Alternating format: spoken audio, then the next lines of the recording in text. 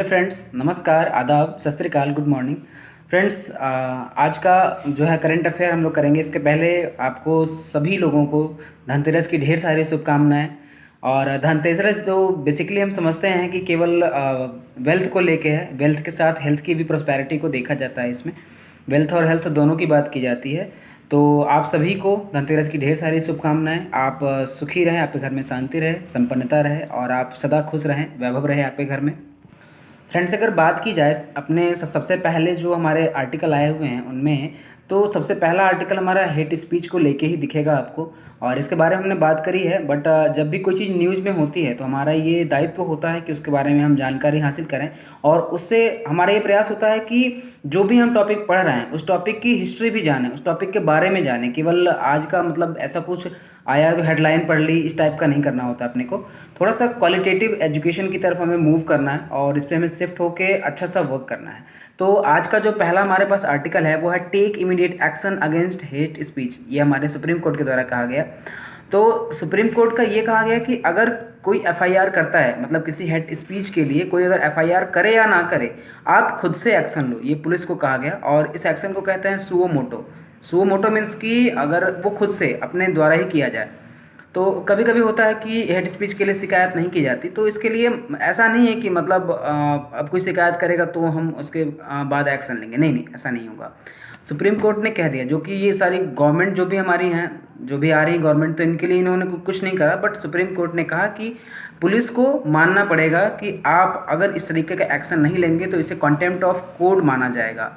और contempt of court की बात करें तो ये दो प्रकार का होता है। कंटेम्प्ट ऑफ कोर्ट सिविल का होता है और क्रिमिनल होता है, दोनों प्रकार का होता है। और कंटेम्प्ट ऑफ कोर्ट का मतलब ये कि आपने अवमानना कर दी, जो भी सुप्रीम कोर्ट के द्वारा कहा गया आपने उसकी अवमानना कर दी। अब बात करेंगे हेट स्पीच क्या है। फ्रेंड्स, अपने द्वारा मतलब आपके द्वारा या फिर किसी के भी द्वारा अगर किसी भी टाइप का रिलीजन, कास्ट, जेंडर, रीजनल स्तर पर किसी भी प्रकार का दिया गया स्पीच, मतलब जो कि दूसरों को आहत कर दे, दूसरों को एक तरीके से नुकसान पहुंचा दे, तो वो कहलाता है हमारा हेट स्पीच। और हेट स्पीच को देखते हुए कहीं ना कहीं हेट क्राइम बढ़ता जा रहा है। इसलिए सुप्रीम कोर्ट को ये एक्शन लाना जरूरी हो गया कि हेट स्पीच को वो कंट्रोल किया जा सके। तो अब देखें तो जो मैक्सिमम हेट स्पीच है वो किसके द्वारा यहाँ कंट्रोल मतलब किया जा रहा है। मैक्सिमम हेट स्पीच हमारे जो पॉलिटिकल लीडर्स हैं ना किसी भी पार्टी के, ये उनके द्वारा दिया जा रहा है। और इससे नुकसान हमें क्या हो रहा है, नुकसान ये हो रहा है कि इन्हीं के द्वारा कहीं ना कहीं ये किसी एक पार्टिकुलर रिलीजन की बात करते हैं। जैसे अगर हिंदू है तो वो हिंदू की बात कर रहा है, और मुस्लिम है तो वो मुस्लिम की बात कर रहा है। तो वो दूसरे जो रिलीजन को हम एक तरीके से इन्फीरियर वाली फीलिंग लाते हैं कि नहीं नहीं, ये तो रिलीजन ऐसा है, ये तो ऐसा है, इस धर्म के लोग तो वैसे हैं। तो कहीं ना कहीं ये जो यूज करते हैं ना, ये हमारे यहाँ पॉलिटिकल लीडर के द्वारा ही मैक्सिमम यूज किया जाता है। तो हेट स्पीच से रिलेटेड अपने यहाँ क्या है कि कोई एक्ट है या नहीं, ये भी जानना जरूरी है। जबकि इतनी ज़्यादा समस्या है तो हम आपको बताएं कि हेट स्पीच से रिलेटेड अपने यहाँ कोई भी एक्ट अभी तक नहीं बनाया गया है। बट आईपीसी में कई धाराएं हैं, आईपीसी के धाराएं जिनके द्वारा एक्शन लिया जा रहा है।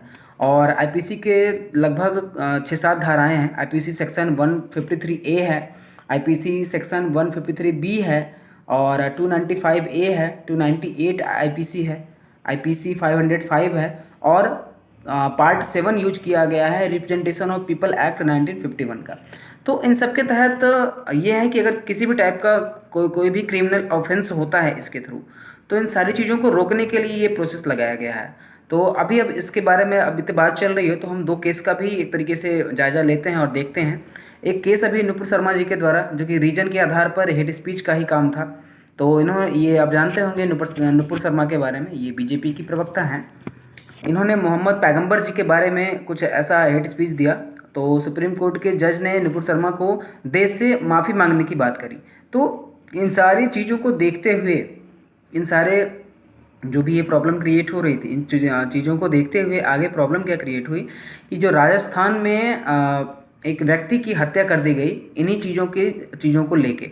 अब देखिए दिक्कत क्या हुई, हेट स्पीच हुई, और हेट स्पीच से क्या हो गया, हेट क्राइम बढ़ गया। तो हेट क्राइम कहीं ना कहीं हमारे लिए एक प्रॉब्लम क्रिएट होता जा रहा है। इसलिए अब रूल बनाना जरूरी है, इस पर कड़े एक्शन लेने जरूरी हैं। और ऐसे ही धर्म के आधार पर हेट स्पीच दिया गया अकबरुद्दीन ओवैसी के द्वारा। इन्होंने हिंदू देवी देवताओं के बारे में कुछ इस तरीके से कहा कि हेट स्पीच बढ़ा, और ये लोग हेट स्पीच को बढ़ावा दे रहे हैं। इससे क्या है कि अब जैसे अगर किसी पॉलिटिकल लीडर की बात करें तो वोट बैंक अच्छा हो जाता है।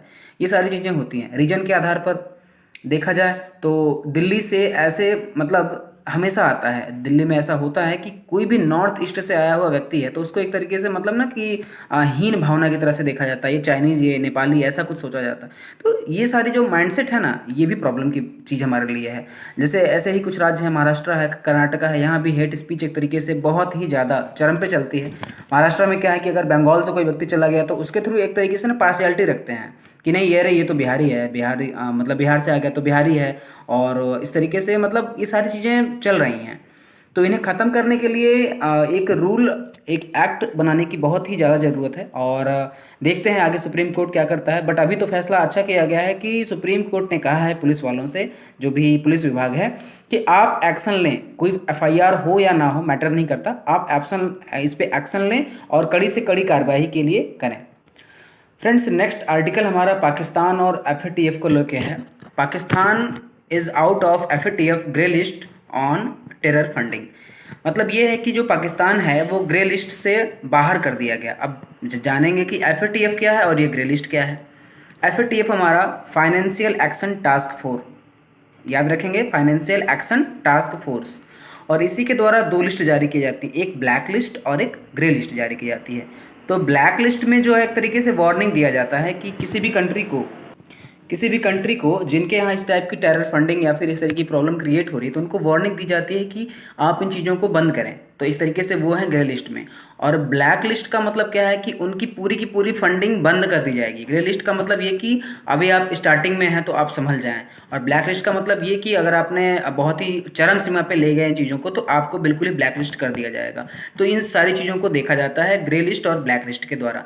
तो कहीं ना कहीं जो भी सहायता दी जाती थी, मतलब जो भी कंट्री कमज़ोर हैं, अगर पाकिस्तान की बात करें और भी जो कंट्रीज हैं जिनको कहा जाता है कि इनके यहाँ टेरर का हब है, टेररिस्ट का हब है, तो उनको एक तरीके से ये फंडिंग जो है बंद कर दी जाती है एफएटीएफ के थ्रू, अगर वो ब्लैक लिस्ट में हो गए तो। और ग्रे लिस्ट को एक तरीके से इंक्रीज्ड मॉनिटरिंग वाली लिस्ट भी कही जाती है, ये भी आप पॉइंट याद रखेंगे। और अब बात कर लेते हैं एफएटीएफ की फुली तरीके से। एफएटीएफ एक इंटर गवर्नमेंटल बॉडी है जो कि प्रिवेंट करता है इंटरनेशनल फाइनेंशियल क्राइम को। मतलब जो भी इंटरनेशनल फाइनेंशियल क्राइम्स होते हैं, इनके द्वारा जो टेरर एक तरीके से बढ़ता जाता है, इन सबको रोकने की बात की जा रही है। और याद होगा आपको G7 की समिट हुई थी पेरिस में, जुलाई 1989 की बात अगर हमने पढ़ी है पहले तो G7 समिट की जो पेरिस में हुई थी जुलाई 1989 में, उसमें ये इस्टेब्लिश करा गया था।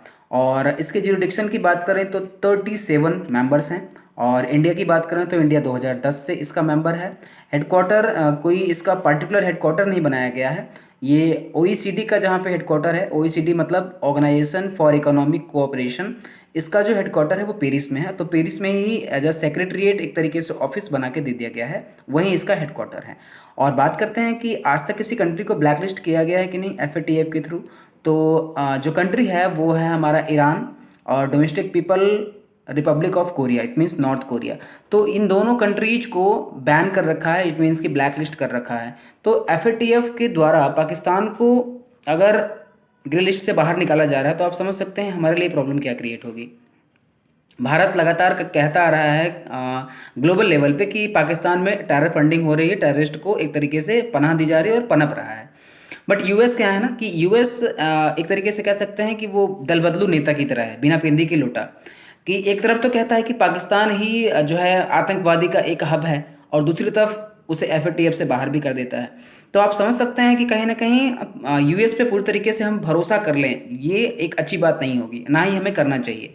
तो सारी चीज़ों को देखते रहिए, समझते रहिए कि आपके थ्रू, मतलब अगर भारत की बात करें तो भारत के लिए एक तरीके से ये बहुत बड़ा कंसर्न बन जाता है कि अगर ये एफएटीएफ से बाहर आउट हो गया ग्रे लिस्ट से, तो ये और टेरर फंडिंग इनको मिलती रहेगी और ये और टेररिस्ट को अपने यहाँ पनाह देते रहेंगे। फ्रेंड्स, हाल ही में हमारे प्राइम मिनिस्टर मोदी जी का जो है ट्रैवल एक्सपीरियंस रहा, मतलब उन्होंने विजिट करा उत्तराखंड में। तो उन्होंने ये कहा कि आप जब भी ट्रैवल करने जाएं, कहीं भी आप ट्रैवलिंग कर रहे हैं, तो उसका जो 5% है वो लोकल प्रोडक्शन को दें, जो लोकल प्रोडक्ट्स हैं, जो भी वहाँ के क्राफ्ट हैं, उन सारी चीज़ों को दें अपना 5% ट्रैवलिंग का। और देखिए, बात उठी है तो टूरिज्म की बात करेंगे। टूरिज्म की एक तरीके से हमारे अगर सोचा जाए तो क्या महत्व है, इकोनॉमी के लिए क्या महत्व है, इन्वेस्टमेंट के लिए क्या महत्व है, ये सारी चीज़ें।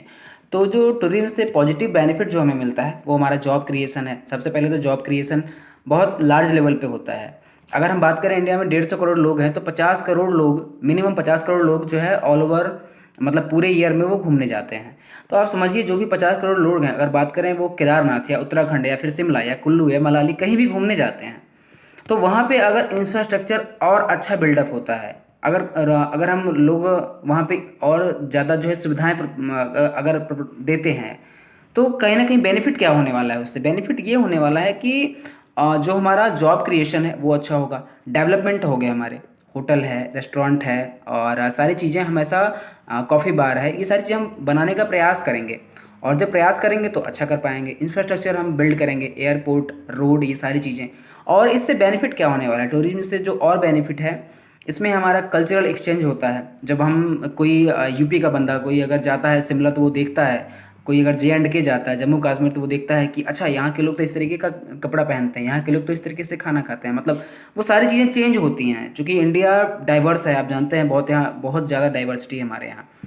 तो टूरिज्म एक तरीके से, अगर इस पे हम और तरीके से फोकस करें तो आत्मनिर्भर भी हो सकता है। और एक तरीके से देखा जाए तो इसका बेनिफिट क्या है, जो लोकल प्रोडक्ट्स हैं, जो देखा जाए लोकल मार्केट है, तो उनको बेनिफिट होता है, कहीं ना कहीं उनका डेवलपमेंट होता है।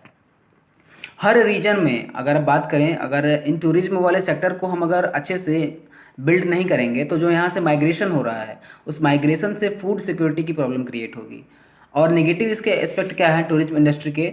तो नेगेटिव एस्पेक्ट ये है कि हमारा, हम एक तरीके से रैपिड डेवलपमेंट की तरफ जाते हैं, मतलब सस्टेनेबल डेवलपमेंट को थोड़ा कम ध्यान देते हैं। तो ये हमारे लिए कंसर्न हो सकता है कि हमें जब भी जाना है तो सस्टेनेबल डेवलपमेंट की ओर से ही जाना है, हमें रैपिड डेवलपमेंट नहीं करना है। उससे नुकसान बहुत ही अधिक लेवल पे होते हैं। इकोलॉजिकल सिस्टम को हमें नुकसान नहीं करना है, हमें सारी चीज़ें इको फ्रेंडली करनी है। तो ये सारी चीज़ें हमें ध्यान देनी। इन्वायरमेंट को नुकसान, अगर हम रैपिड डेवलपमेंट करेंगे तो इन्वायरमेंट को नुकसान होगा। ये सारी चीज़ें हमें देखनी और समझनी है। और हम बात करते हैं दुबई, मालदीव, सिंगापुर की, तो आपने अगर सही से पढ़ा और समझा होगा, तो ये सारी कंट्रीज टूरिज्म के ऊपर डिपेंडेंट हैं बिल्कुल तरीके से, और टूरिज्म से इकोनॉमी भी इनकी चलती है।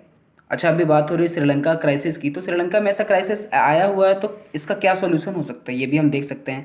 देखिए, श्रीलंका में या जो इकोनॉमिक क्राइसिस आई है वो इसलिए आई है चूँकि श्रीलंका मैक्सिमम जो उसकी डिपेंडेंसी है वो टूरिज्म को लेके है, और कोविड के आने के बाद से वहाँ की टूरिज्म सेक्टर को थोड़ा सा प्रॉब्लम लग हुआ, जो कि कहीं ना कहीं इकोनॉमिक क्राइसिस की तरफ उनको ले गया। तो ये सारी बातें हमें ध्यान रखनी है कि टूरिज्म का आर्थिक महत्व, आर्थिक और सभी तरीके का महत्व है और बेनिफिट है, तो टूरिज्म को प्रमोट करना चाहिए। फ्रेंड्स, हमारा जो अगला आर्टिकल है वो ग्रेट इंडियन बस्टर्ड नामक पक्षी को लेके है, कि इनका देखा जा रहा है कि माइग्रेशन हो रहा है। एक राजस्थान का डिजर्ट नेशनल पार्क है, जहाँ से ग्रेट इंडियन बस्टर्ड का माइग्रेशन हो रहा है। और माइग्रेशन हो कहाँ पे रहा है? चोलिस्तान, जो कि पाकिस्तान डिजर्ट में है, वहाँ पे। तो अब जानेंगे कि ग्रेट इंडियन बस्टर्ड क्या है। ग्रेट इंडियन बस्टर्ड एक पक्षी है जो कि देखा जाए तो क्रिटिकली इंडेंजर्ड है, और पूरे, अगर हम इंडिया की बात करें तो ओनली एंड ओनली 150 संख्या में वो रह गए हैं। तो ये सबसे बड़ी समस्या आती है। और सबसे बड़ी बात, इसे राजस्थान का नेशनल बर्ड भी कहते हैं, मतलब स्टेट बर्ड एक तरीके से कह सकते हैं राजस्थान का। तो जो ग्रेट इंडियन बस्टर्ड है, इसके प्रोटेक्शन के लिए इंडिया में देखा जाए तो बहुत अच्छी अगर हम व्यवस्था नहीं कर पा रहे हैं, इस वजह से प्रॉब्लम हो रही है। और हंटिंग भी हो रही है, रैम्पेंट हंटिंग हो रही है, इससे भी माइग्रेशन हो रहा है। तो ये सारी जो माइग्रेशन की प्रॉब्लम आ रही, कोई भी चीज़, जैसे किसी भी चीज़ का माइग्रेशन होता है तो आप समझते हैं कि बिना अभाव के माइग्रेशन नहीं होता है। गांव के लोग शहर जाते हैं तो उनका माइग्रेशन होने का भी तो रीज़न है ना, डेवलपमेंट नहीं है, बेरोजगारी है, खाने को समस्या है, तो ये सारी चीज़ें ही माइग्रेशन का कारण होती हैं। तो ग्रेट इंडियन बस्टर्ड के माइग्रेशन का कारण हंटिंग हो गया, तो ये सारी समस्या आ रही हैं। और ये जो हमारे यहाँ इंडिया में जो 150 संख्या है, ये आप 150 जो संख्या है, इसे आप समझिए कि वर्ल्ड की जो ग्रेट इंडियन बस्टर्ड है उनका 95% संख्या है। अब आप समझ सकते हैं कि ग्रेट इंडियन बस्टर्ड बहुत ही बुरी कंडीशन में है। मतलब एक होता है ना कि बिल्कुल वर्स्ट सिचुएशन में है, ये समस्या है। और देखेंगे तो इंडिया में सबसे ज़्यादा कहाँ पाए जाते हैं ये भी हम जान लेंगे। मैक्सिमम पाए जाते हैं जैसलमेर, जैसलमेर के मतलब जो राजस्थान का हमारा जैसलमेर है, पोखरण के आसपास वाले एरिया में। और अदर स्टेट्स भी हैं जहाँ पे हमारा ग्रेट इंडियन बस्टर्ड पाया जाता है। ये है गुजरात, महाराष्ट्र, कर्नाटका, आंध्र प्रदेश। तो कहीं ना कहीं हमें बर्ड्स को सेव करने की ज़रूरत है, और ये हंटिंग की समस्या जो आ रही है इसी की वजह से माइग्रेशन हो रहा है। तो याद रखिएगा, ग्रेट इंडियन बस्टर्ड संख्या पूछा जा सकता है, जो कि संख्या बहुत कम है और IUCN की लिस्ट में क्रिटिकली इंडेंजर्ड है। 150 संख्या है और ये पूरे वर्ल्ड की 95% संख्या है, ये भी आपको ध्यान रखना है। फ्रेंड्स, जो हमारा अगला आर्टिकल है वो चाइल्ड पोर्नोग्राफी को लेके है, चाइल्ड सेक्स एब्यूज को लेके है। तो आर्टिकल हमारा है an online fight where children need to be saved. CBI ने हाल ही में रेड कंडक्ट करी। इसका नाम जो रखा गया वो ऑपरेशन मेघ चक्र रखा गया। ये चाइल्ड के सेक्सुअल एब्यूज से रिलेटेड है और इसके सारे के सारे जो सीक्वेंसेस है, सारे के सारे जो प्रोसेस है, वो चाइल्ड के पोर्नोग्राफी, जो चाइल्ड पोर्नोग्राफी है उसी को प्रिवेंट करने के लिए, रोकने के लिए ये सारा का सारा प्रोसेस चलाया गया, ऑपरेशन मेघ चक्र। ऐसे ही रिलेटेड एक और ऑपरेशन था जिसमें कि ऑपरेशन कार्बन था। और फ्रेंड्स, सुप्रीम कोर्ट के द्वारा भी कहा गया कि अकेले में पोर्नोग्राफी देखना गुनाह नहीं है, लेकिन किसी भी चाइल्ड से रिलेटेड पोर्नोग्राफी की मांग करना और साझा करना, अपलोड करना, या फिर किसी भी तरीके का जो चाइल्ड एक तरीके से पोर्नोग्राफी है, इसे अगर प्रमोट कहीं से किया जा रहा है तो इसे IT एक्ट 2002 के तहत पनिशेबल ऑफेंस माना जाता है। और ये होना भी चाहिए, इसके लिए रूल भी होने चाहिए। तो हमें इन सभी को रोकना चाहिए। इंडिया में कोई भी प्रॉब्लम क्या है ना कि जो भी ये मेजर इशूज हैं ये हमारे लिए बहुत बड़ा इशू है, तो इसके लिए कोई भी अभी तक डायरेक्ट मैकेनिज्म नहीं है जो इस पर वर्क कर सके। तो इसे भी हमें इसके बारे में देखना और सोचना चाहिए कि जब हमारे यहाँ इंडिया में चाइल्ड एब्यूज की और इस तरीके की ट्रैफिकिंग की बहुत बड़ी समस्या है, तो पोर्नोग्राफी की समस्या है, तो इसके लिए हमने क्या रूल्स बनाए हैं, इसके लिए हमने कोई डायरेक्ट मैकेनिज्म अभी तक सेट नहीं करा है, जो कि हमारे लिए बहुत ही ज़्यादा ज़रूरी है। और बात करें वहीं US में, तो US में एक NGO है, national centre for missing and exploiting children, जो कि बहुत अच्छा वर्क कर रही है वहाँ के बच्चों के लिए। और जो भी इस टाइप की मिसिंग केसेज या एक्सप्लॉइटेड किड्स हैं या फिर जो भी चिल्ड्रन हैं, तो उनके बारे में उनका ध्यान रखना और सारी केस की तह तक जाना अगर कोई समस्या आती है। ऐसे ही UK में NGO है, इंटरनेट वॉच फाउंडेशन, तो ये लोग वर्क कर रहे हैं। ऐसे ही हमें भी इंडिया में भी इस तरीके का वर्क करने की ज़रूरत है। याद होगा आपको कमलेश वासवानी का जो केस था, उन्होंने ऐसा मतलब एक केस के तहत उन्होंने पूछा कि क्या सारे के सारे पोर्नोग्राफी बैन कर देना चाहिए। तो इसके लिए कहा गया सुप्रीम कोर्ट के द्वारा कि नहीं, सारे के सारे हम बैन नहीं कर रहे हैं, मतलब जो चाइल्ड एब्यूज से रिलेटेड है उन URLs को, जो भी URL है उनको बैन कर देना है। अब यहीं से बात उठती है, अगर इस तरीके की बात आई है तो यहाँ से पॉलिटी का सेक्शन हमारा article 91 sub clause A and article 91 sub clause 2 की बात करेंगे।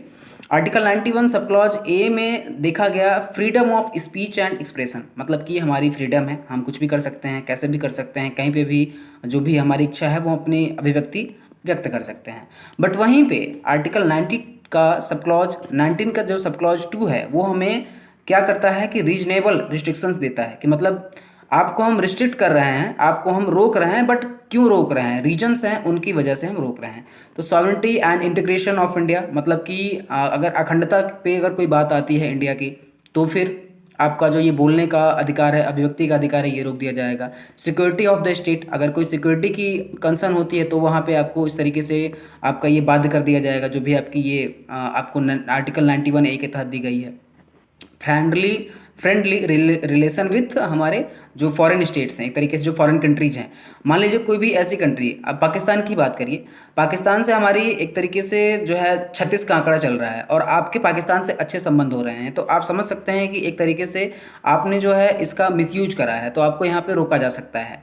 तो ये सारी चीज़ें हैं। फिर पब्लिक ऑर्डर, डिसेंसी, मोरालिटी, मतलब ये कि जो हमारी न्यूडिटी हो, नग्नता, इसे एक तरीके से हमें इसमें कह सकते हैं कि अब एक तरह से बात आती है कि आर्टिकल 91 सब क्लॉज A के तहत हमें कुछ भी करने की आज़ादी, हम कुछ भी कर सकते हैं, freedom of speech and expression, but ऐसा नहीं है, इसके लिए रिस्ट्रिक्शंस लगाना आवश्यक है।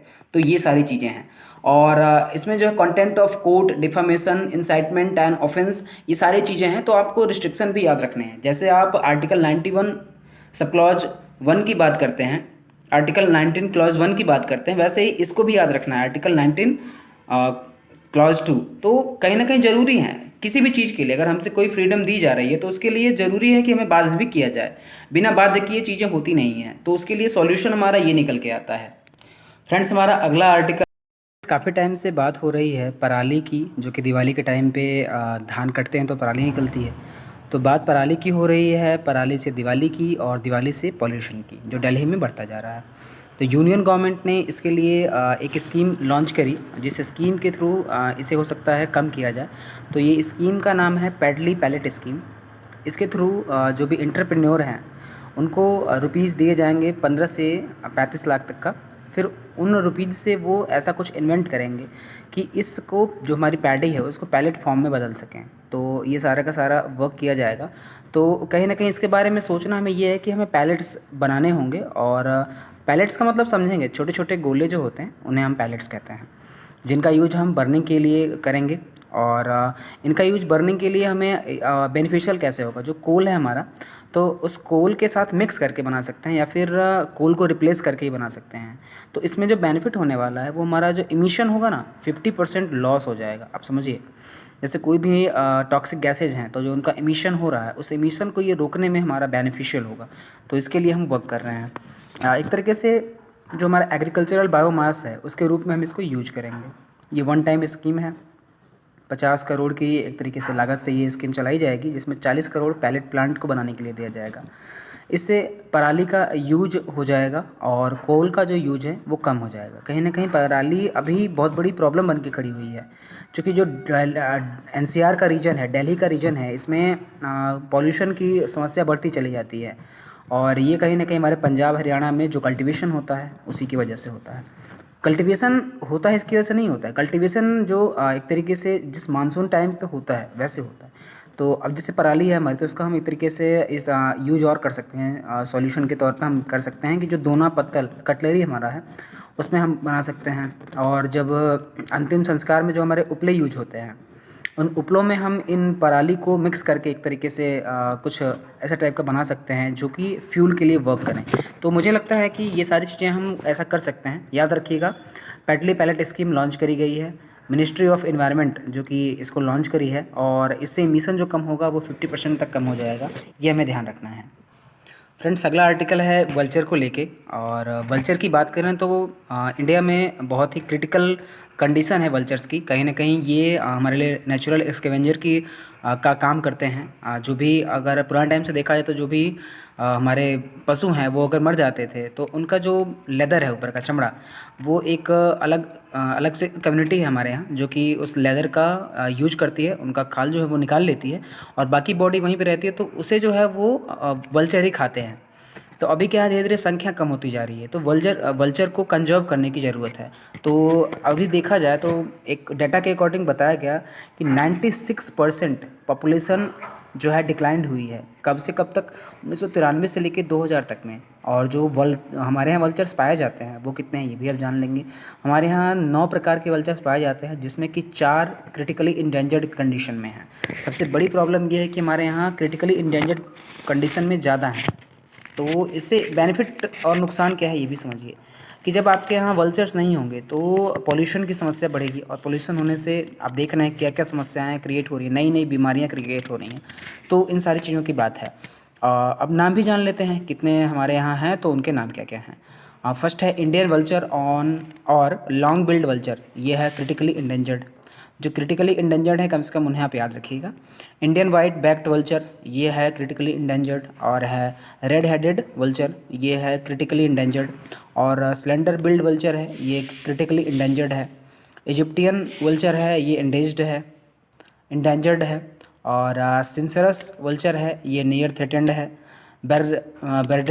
बियर्डेड वल्चर है, ये नियर थ्रेटेड है। और ऐसे ही हिमालयन वल्चर है, वो नियर थ्रेटेड है। और गिफ्रॉन है, ये लीस्ट कंसर्न है। तो ये सारी चीज़ें वल्चर को लेके हैं। और वल्चर को कंजर्व करने के लिए, वल्चर को बचाने के लिए हमारे यहाँ स्कीम भी चलाई जा रही हैं। बट कहीं ना कहीं वो उतने जिस स्तर पे काम करना चाहिए उस स्तर पे नहीं कर रही हैं। इस वजह से हमें ये प्रॉब्लम देखने को मिल रही है। और अगला आर्टिकल जो है हमारा, वो ग्लोबल फाइनेंशियल स्टेबिलिटी रिपोर्ट को लेके है।